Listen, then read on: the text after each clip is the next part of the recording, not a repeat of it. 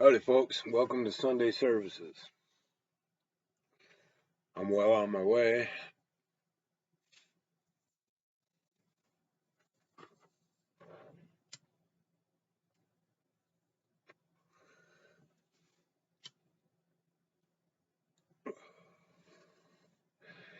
Woke up this morning. It's a beautiful day. Had some Peruvian Concha Mayo, really dank coffee, organic coffee for breakfast. Yeah.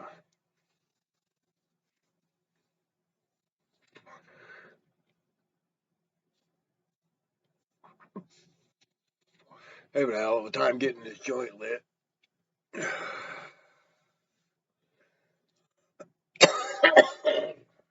It's not bad weed at all.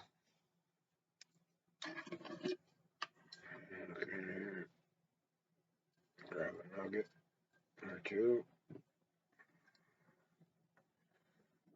Hmm.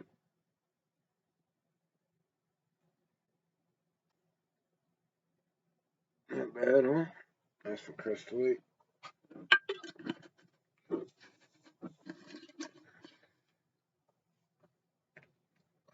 I mean, it's not what I would put in my jar if I were growing it. That'd be going in the hash bag. But when you pour and it's on sale for $60 an ounce, that's what you smoke. And I can't complain. It's green. It's potent. Gets the job done. So, yeah, that brings me to my Sunday morning sermon. I'm moving here to Oregon. Uh,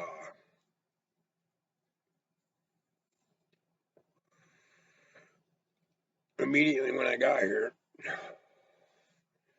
I figured out, and I kind of knew it before I came here. That's kind of why I came here. Um, I'm not going to go without weed here. Doesn't happen.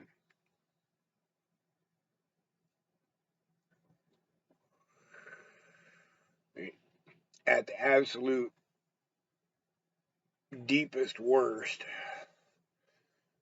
I can walk from here to town and pick up enough cans for a fucking eighth or a quarter on the way. Cans and bottles.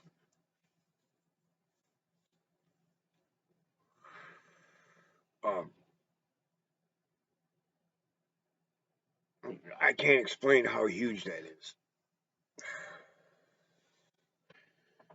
When you're living in a place like Tennessee or Michigan or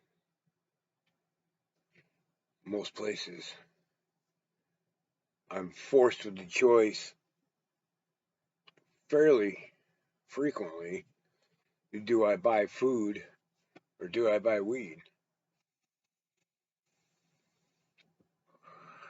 Because if I don't have the weed, the food's just going to sit there. I'm not going to eat it. But if I don't have food, I smoke the weed and I just sit there and be hungry.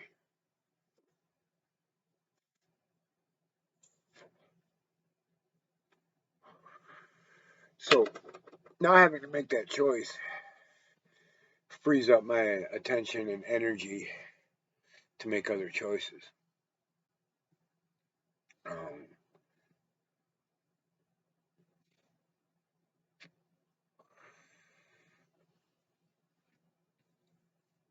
I can buy better food, cleaner food that isn't making me sick. I can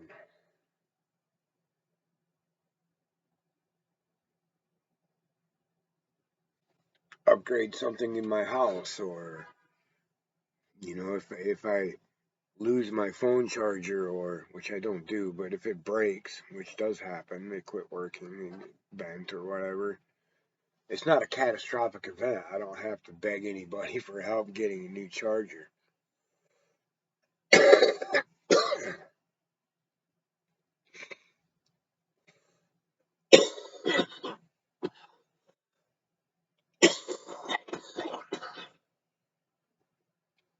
So yeah,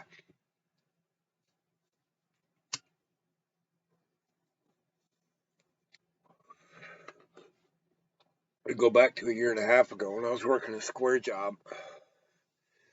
I'd bring home around 400 a week, and in order for me to work that much, I need to smoke a lot of weed. I need to maintain an appetite. I need to keep the calories moving.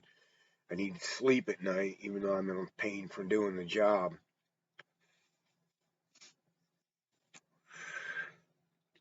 So I make $400 a week.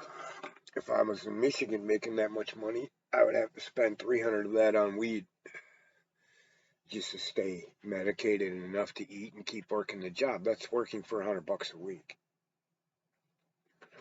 That doesn't work. That doesn't work at all.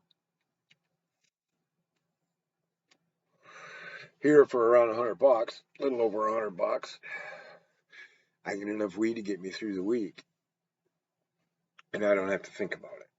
I don't have to sweat it. And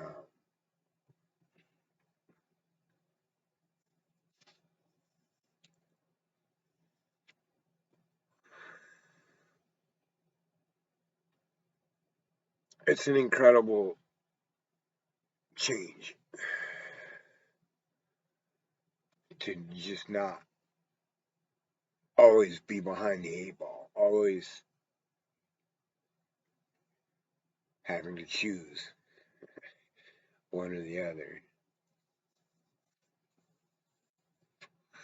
Now, granted, I don't spend a lot of money on food.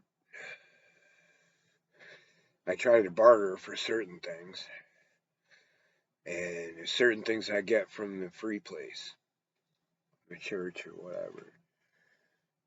Things like peanut butter. I get bread from the dollar store, from the day old store, they call it, whatever, the Franz outlet store.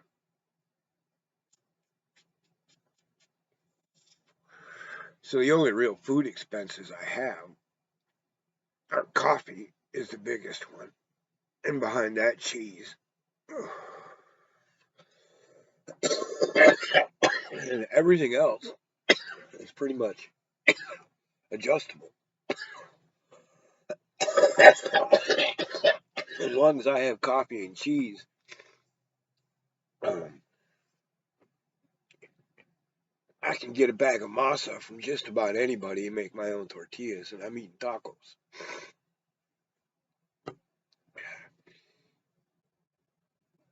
They're not the best, but you can buy dehydrated refried beans that you just add water to. And it's good protein. It's solid stuff. But even a can of black beans or a can of beans to fry up, which is what I prefer. I don't like pre-made refried beans at all. I prefer to just take beans and smash them and fry them and throw them on a taco because I like them a little chunky.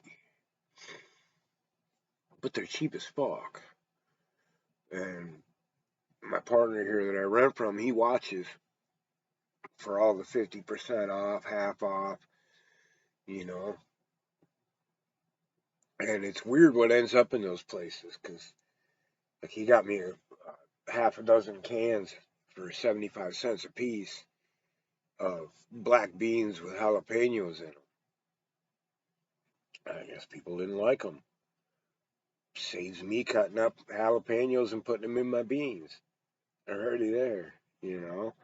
And he grabbed me like a bunch of cans of like a rotella chilies and stuff like that, taco fodder for like 45 cents a can. So it's pretty cheap the way I eat. Oats are cheap, peanut butter's free. Um, I don't have to buy much as far as food goes. I do need to close my door.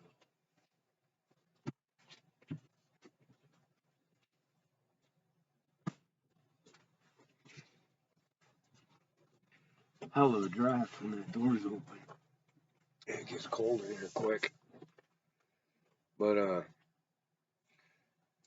so yeah, I think back of all the times when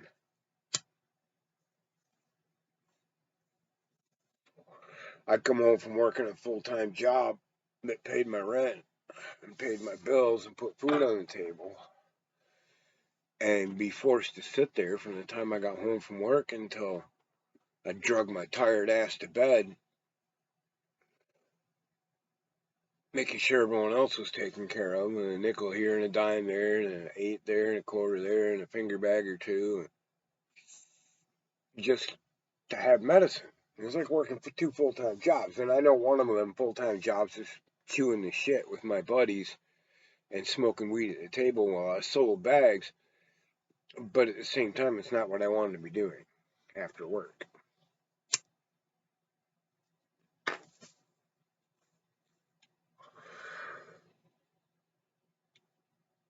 So it's very indicative of the amount of pressure it puts on individuals to make something illegal when you don't have the right to do so.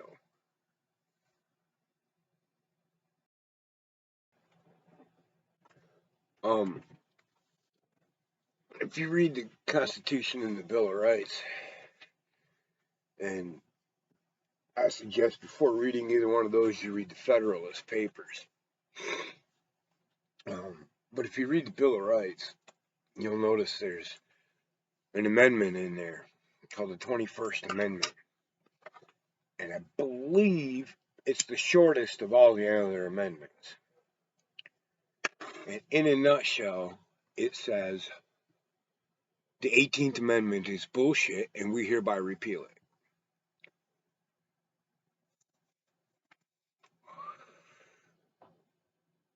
And there was a lot of talk in the time of the day about the legality of prohibiting alcohol. That's what the 18th Amendment was prohibition. The 21st is what repealed the 18th Amendment.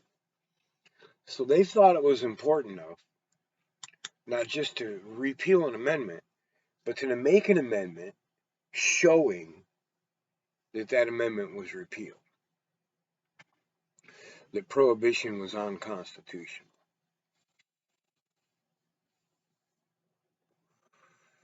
And yet, here we are, still dealing with prohibitions.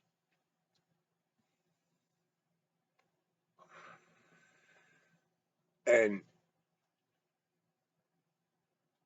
no matter what your issues are, if they're alcohol, if they're weed, if they're heroin, if you have issues with it, if it's causing havoc and destruction and pain and heartache in your life, and you're abusing drugs, it being criminal only makes it worse.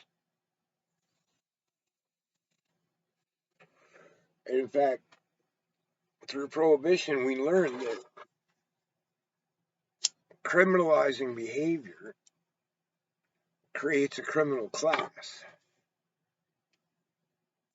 creates a class of people who have no choice but to live as criminals and to live in poverty.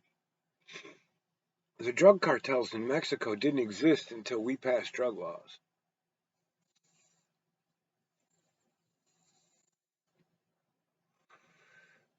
There was no such thing.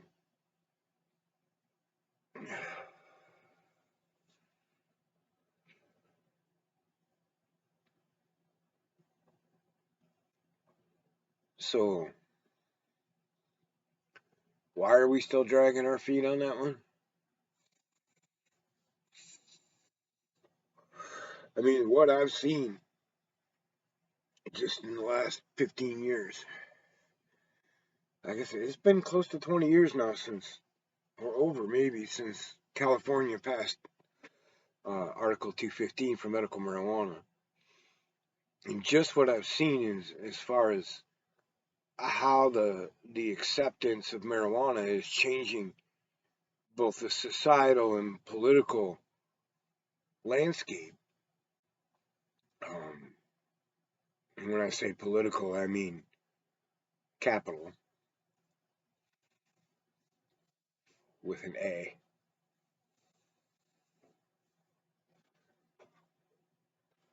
It's pretty enheartening. It's pretty uplifting. I mean, I grew up hearing the rhetoric about the war on drugs.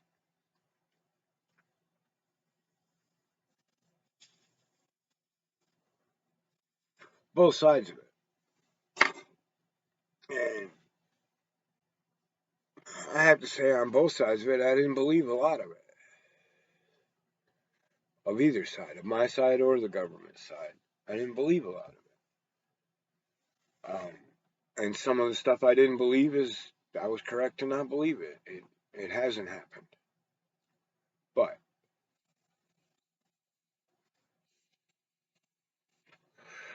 the overall effect of decriminalizing drug possession is a lowering in crime rate, a lowering in poverty, a lowering of the burden on the court systems, an increase in the number of people getting treatment, and more importantly, because of the lack of societal pressure against it, of legal pressure against it, the societal elements are more free to work. I'm more willing to open up and talk to my friend or a pastor, or not me personally, but most people. They might open up and talk to their pastor about their pill addiction if it wasn't something that could put them in prison. They might seek help from a nurse or a doctor there's no junkie in the world that's going to go to the doctor and say, "Hey doc, can you give me something to get me off this shit?" Because they don't want to go to prison. So the drug war was never about helping drug addicts or stopping drugs. It was about controlling a class of people. And for me personally, moving to a state where they can't control me personally because my drug of choice is 100% legal. But shortly after I got here, they decriminalized uh, possession of user amounts of drugs. It's like a ticket of some kind, and then you have choices about pay the ticket or go to rehab. And it's only been like a year since they passed that law. And you can already physically see the difference on the street. Literally on the street. You can go see it. You can go look and see. And some of it's good and some of it's bad. Well, I won't say that. I think it's all good. Some of it's comfortable and some of it is not.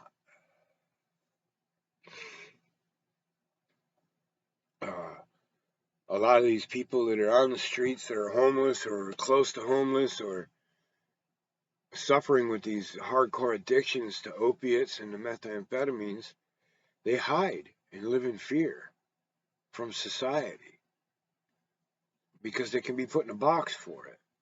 And now that they can't be put in a box for it, they're not hiding.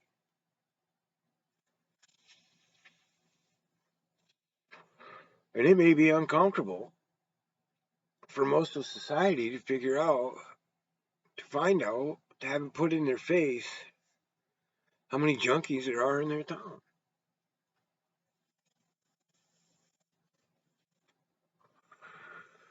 I think everybody just assumes that drug addiction is a tiny little bandwidth of people in our country. And when you say junkie, they think guys sleeping in the alley behind McDonald's booting up with dirty needles.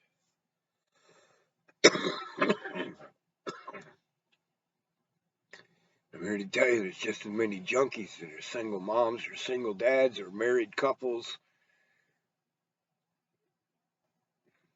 They're locking the bathroom door to get high. Just as many, if not more.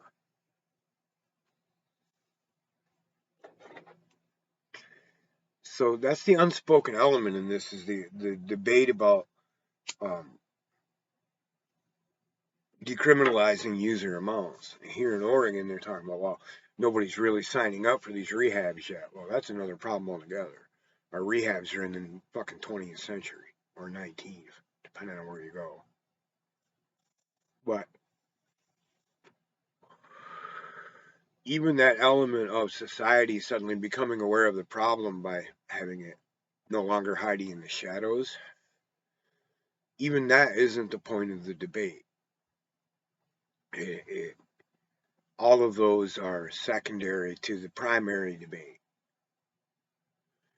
If I want to do crack enemas and heroin speedballs in my eardrums, it's my fucking business, not yours.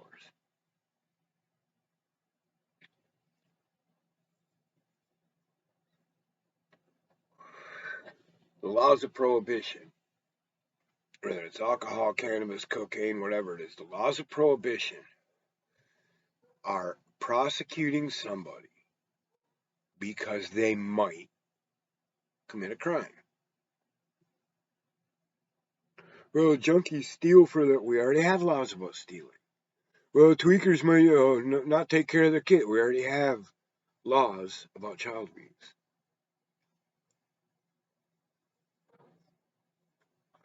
You might get all fucked up on heroin and try to drive your car. We already have laws about driving while you're impaired. Your right to swing your fist ends at the fucking tip of my nose. And that means my right to do whatever the fuck drugs I want to do is 100% my right until and unless it affects you.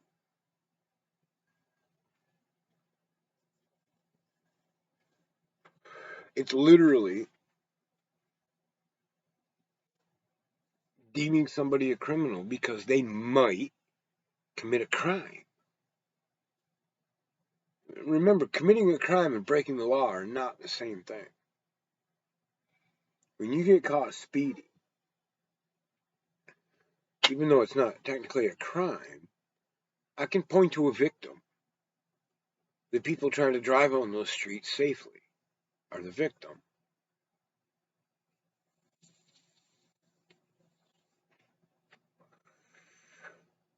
If I do crack enemas, I'm the only victim.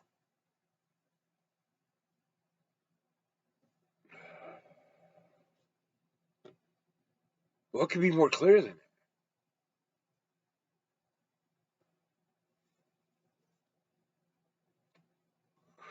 No victim, no crime.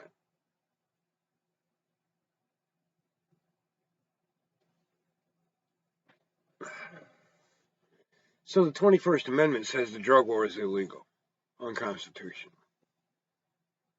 Because if you read the 21st Amendment, which basically says the 18th Amendment is bullshit, and then you read the 18th Amendment, the same exact arguments that they use to prohibit alcohol, they use to prohibit marijuana and cocaine and heroin and everything else.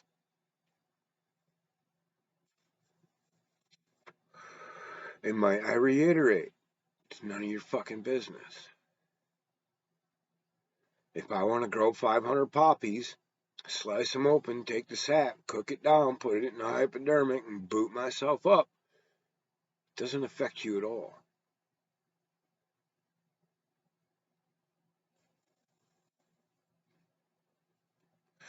And treating somebody like a criminal because those are the choices they make is sick, disgusting, and wrong. And the key to unfolding all of this here in Oregon, and eventually in the world, is right here.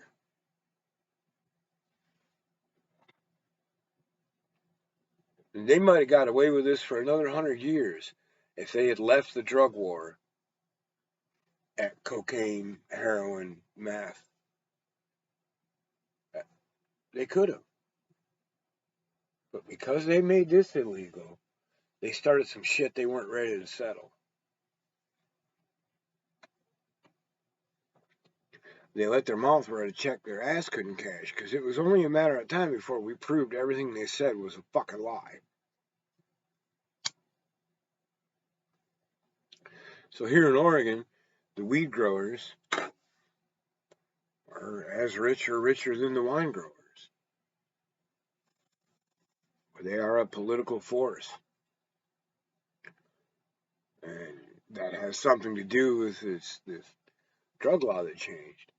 And the money they're putting into treatment centers and how much of it's coming from cannabis and blah, blah, blah. It has a lot to do with the political capital power of money, of weed.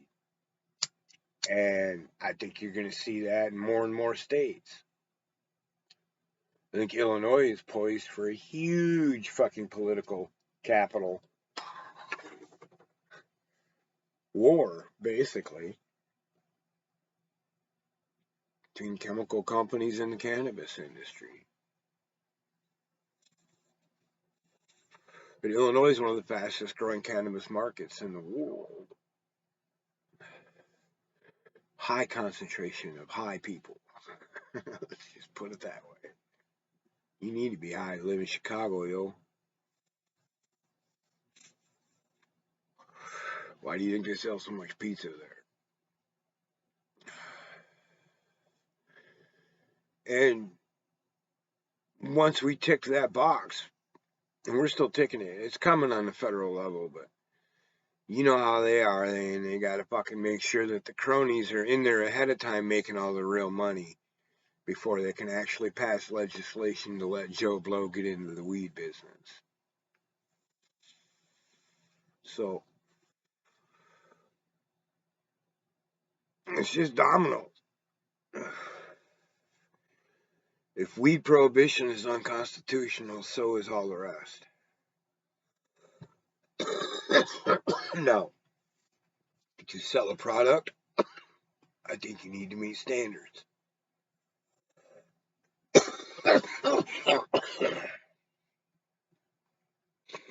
If you're going to sell your products to the American people, you need to meet certain standards.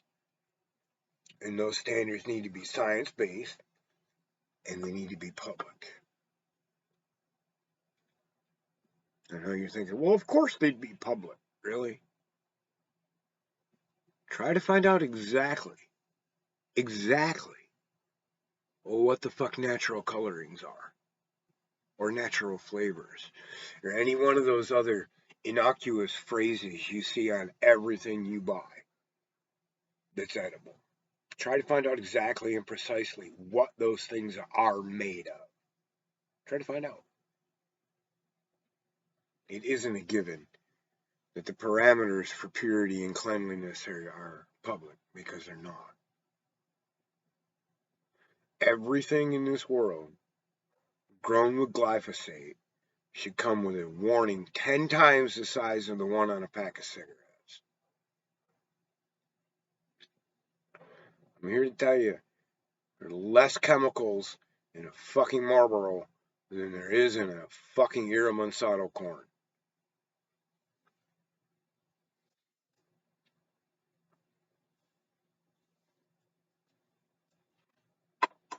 So, we can't just say it's a given, but it's nobody's business what drugs I do, or you do, or anybody else does. None.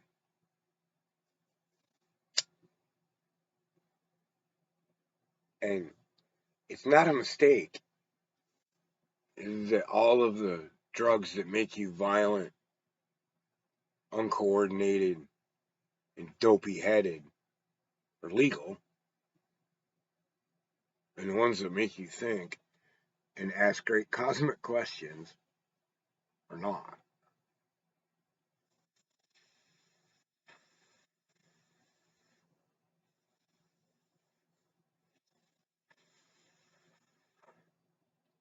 Sometime in the 40s, I believe it was in the early 40s,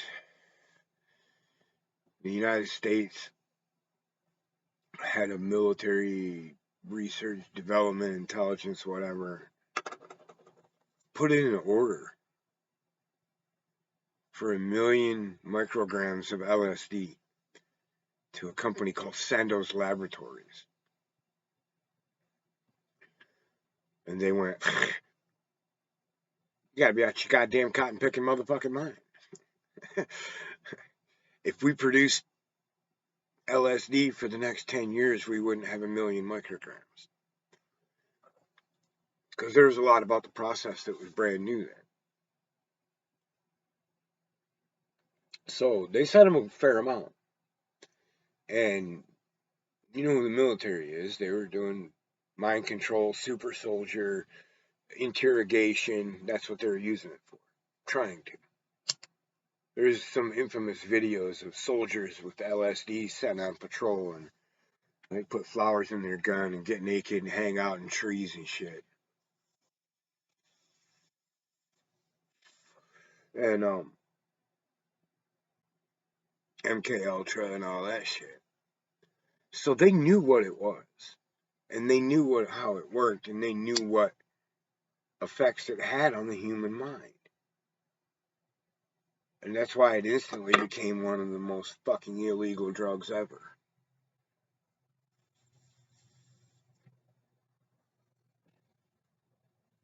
Because it wakes people up. It strips off programming. That's why the shamanistic journey always involves fucking getting psychedelic one way or another. There's through meditation or starvation or drugs or a combination thereof.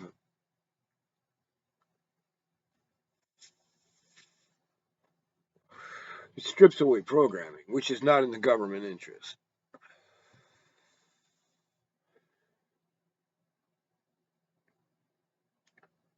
And weed does the same thing, but it really only does it on an emotional level. It doesn't really do it on an intellectual level much. It can. You can use it that way to strip away programming on your intellectual level. But LSD will give you no choice but to strip away any preconceived fucking notions that you may have had. And if it don't, you need a bigger dose. Might I suggest 5 dry grams in silent darkness of a peyote of your choice.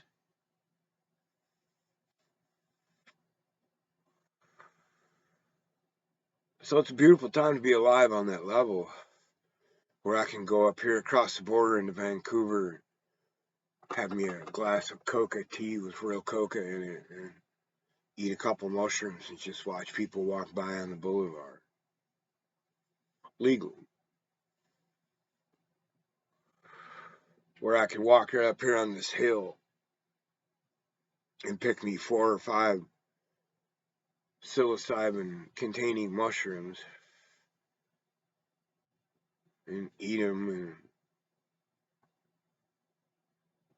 not have to work, no paranoia behind it. I can carry them around in my hand. I've done it. I found a great big fucker. I mean, big for these kind. They're pine straw mushroom. I'm trying to remember what they call them. Liberty caps. I picked one of the biggest ones I ever seen. I carried it over here and showed it to my buddy. His neighbor come out and he's like, "Is that a magic mushroom?" I'm like, "Yeah." He says, "No, it ain't." I'm like, "Yeah, it is. Watch." I said, "Hang around for half an hour." It's like no big deal, man, because it's not illegal anymore. I don't know how they ever enforce the law here anyway. They grow all over the fucking place. I mean, I guess they could bust you up, hang you up, and you got a 5-pound bag of them or something. But the only reason I could see to do that is to take them to Indiana and sell them or something. You know, 'cause they're not that strong. It's just a little ping, and they're of that type in the Cubensis class that you really have to eat so many of them to get fucking psychedelic high that it's uncomfortable. You have the gut cramps and the formaldehyde farts and the mushroom mouth. So they're not that awesome, but they are fun just one at a time or two at a time, little ones. Bing! Oh, look at the dolphins. Oh, that's a seal. You're kind of, whoa, you know? But watching the societal changes, um, some of the people that are suffering from addiction that you see, I mean, I used to work third shift and you see them scuttling about. I call it furtive lurkings. In the middle of the night, all blacked out, fucking going dumpster to dumpster, picking up, or not dumpster, but trash cans, picking out fucking returnables. And then they're hiding. Not because the cops are going to fuck with them. The cops would be more likely to fuck with them at night. But that's not why. They're hiding from society. They don't want people to see them.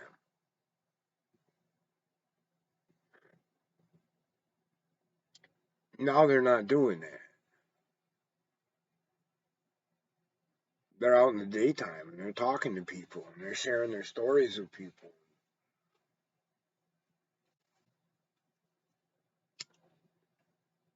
I mean, drug abuse sucks. Addiction sucks. Not being able to stop doing something you don't want to do anymore is horrible.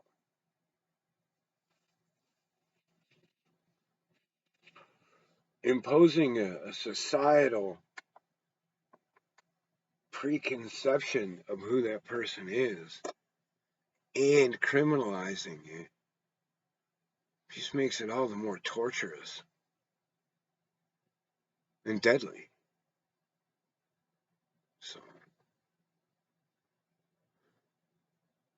Sunday services today. Blessed be the herb for setting people free.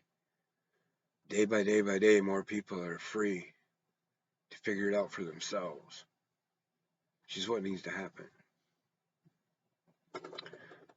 Peace and love, y'all.